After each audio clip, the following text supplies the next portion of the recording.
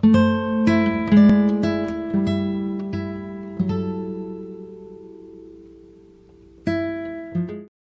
दोस्तों, welcome to our channel CHS help centre. Friends, आज के इस वीडियो में हम लोग डिस्कस करने वाले हैं सिंकिंग फंड के बारे में।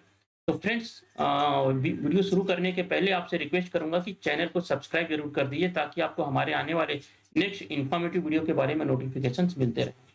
तो फ्रेंड्स, अगर आपको सिंकिंग फंड के बारे में डिटेल में जानना है तो बायला नंबर 13, 14 एंड 67 आप एक बार रीड कर लीजिए, जिसमें बताया गया है कि सिंकिंग फंड क्यों कलेक्ट करना है, कैसे कलेक्ट करना है, कैलकुलेशन कैसे होगा। ये सारी चीज़ें उसमें बताई गई हैं, जो अभी हम डिस्कस भी करने वाले हैं। तो सबसे पहले हम डिस्कस करते हैं कि सिंकिंग फंड होता क्या है। तो friends, sinking fund is a fund that can be collected for the future requirement for the major repair work or redevelopment or the sorry, any addition or alteration in the construction of the building. तो समझ में आ गया होगा I think कि sinking fund होता क्या है और कलेक्ट क्यों करना है। Okay friends, necessity of sinking fund. Friends, sinking fund की जरूरत क्यों है?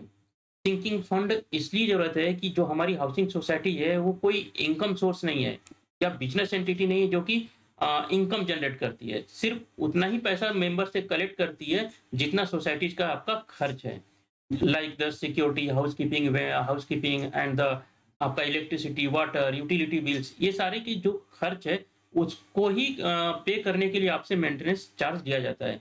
एडिशनल कोई इनकम के लिए नहीं लिया जा सकता। लेकिन अगर सिंकिंग फंड नहीं कलेक्ट करेंगे तो फ्यूचर में अगर कुछ बड़ा एडिशन, अल्ट्रेशन या हैवी रिपेयर वर्क आ गया तो सोसाइटी कहाँ से करेगी? इसके लिए सिंकिंग फंड की जरूरत है।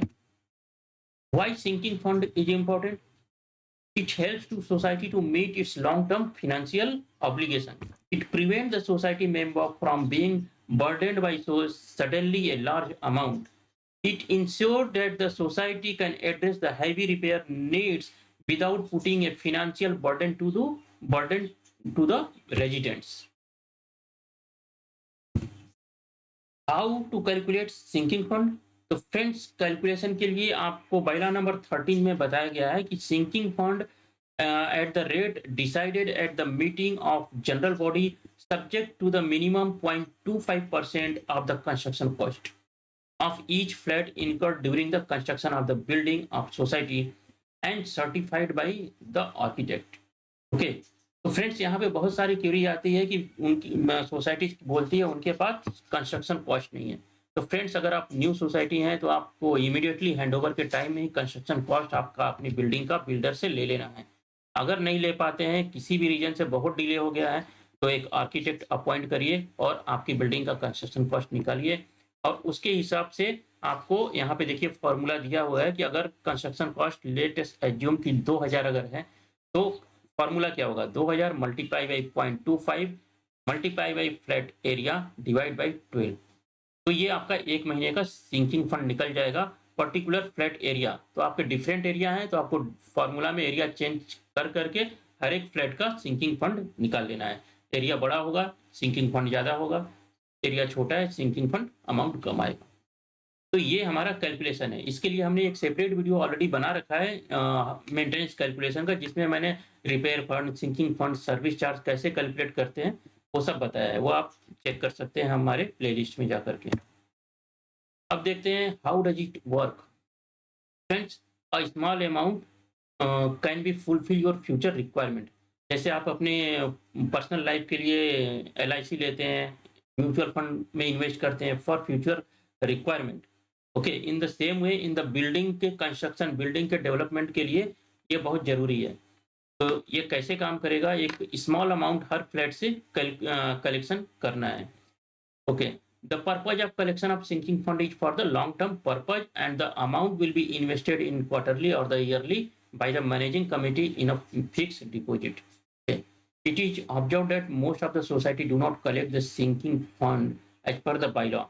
As per the bylaw means कि 0.25% मिनिमम बताया गया है कि कंस्ट्रक्शन कॉस्ट का लेना है। एक तो कंस्ट्रक्शन कॉस्ट अगर उनके पास एक्चुअल में 2500 या 3000 बिल्डर से मिल जाता है तो कंस्ट्रक्शन कॉस्ट ही एक्चुअल नहीं लेते हैं, 1000 जनरल बॉडी में पास करते हैं मिनिमम।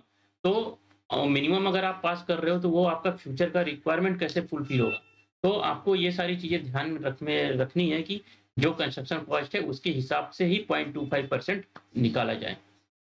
और इन्वेस्टमेंट करना अनिवार्य है, ये बाय लॉ नंबर 15 और 154(b)(17) में बताया गया है कि आपको जो भी सिंकिंग फंड का मनी आप कलेक्ट कर रहे हैं साल में, वो आपको एक सेपरेट फंड में उसको एफडी कर देना है, और जो इंटरेस्ट अक्रूड होगा एवरी ईयर, वो इंटरेस्ट भी आपको उसी फंड में ऐड करते जाना है, उसको खर्च नहीं करना है। पहले रूल था आई थिंक 2014 के पहले कि सिंकिंग फंड निकालने के लिए भी आपको रजिस्ट्रार की परमिशन लेनी पड़ती थी, बट अभी जनरल बॉडी के मीटिंग में अप्रूव करके ये सिंकिंग फंड निकाला जा सकता है और खर्च किया जा सकता है। तो हाउ डज इट वर्क? एक सिंपल एग्जांपल लेके मैं समझाने की कोशिश किया हूँ कि अगर आप हर फ्लैट से अगर ₹150 सिंकिंग फंड निकलते हैं, तो महीने के 7,500 हो जाते हैं, साल के 90,000 हो जाते हैं।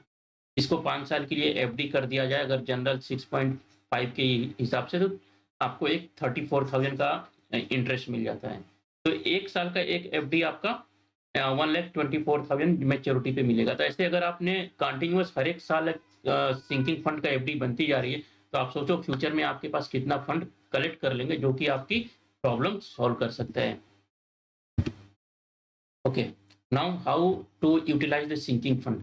फ्रेंड्स, सिंकिंग फंड यूटिलाइजेशन करने के लिए बायलॉ नंबर 14 में बताया गया है resolution must be pass in the general body meeting and for the purpose of reconstruction of building और द स्ट्रक्चरल एडिशन, अल्ट्रेशन और any heavy major repair work, and that should be opinion means legal advice आपका society का architect के through होना चाहिए।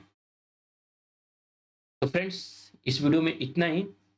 I hope कि आपकी sinking fund के लिए क्लियरिटी होगी। अगर फिर भी कुछ डाउट है तो आप कमेंट बॉक्स में लिखिए, जब भी हमें टाइम मिलेगा तो रिप्लाई करेंगे। और फ्रेंड, आपसे रिक्वेस्ट है कि आपको जिस टॉपिक पे भी वीडियो चाहिए कमेंट बॉक्स में लिख दीजिए, जब भी हमें टाइम मिलेगा तो I will try to make a video for you. Okay friends, and video को ज़्यादा से ज़्यादा अपने फ्रेंड्स में, सोसाइटीज में और कमिटी में शेयर करिए, ताकि बाइलॉ रिलेटेड ज़्यादा से ज़्यादा लोगों में अवेयरनेस हो। जितनी ज़्यादा अवेयरनेस होगी, आपकी सोसाइटी उतने ही अच्छे से स्मूथली एंड हैप्पीली रन होगी। ओके फ्रेंड्स, मिलते हैं नेक्स्ट वीडियो में।